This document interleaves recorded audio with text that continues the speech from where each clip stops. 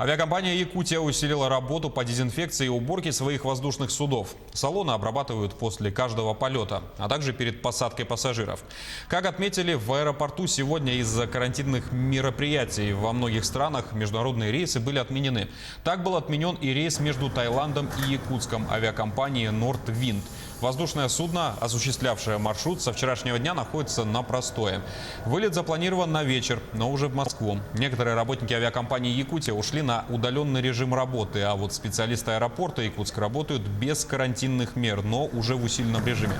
Контроль прибывающих в столицу региона контролируется специалистами Роспотребнадзора. Каждому прибывшему измеряют температуру, в случае же каких-то подозрений просят уйти на самоизоляцию.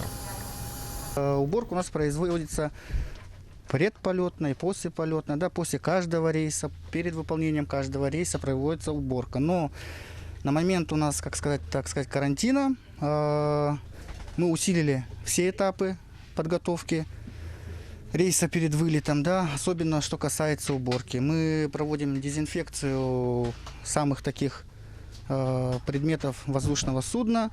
Это столики, подлокотники, иллюминаторы, ремни безопасности. Специалисты проводят перед выполнением рейса обязательно эту всю дезинфекцию. И, в принципе, у нас все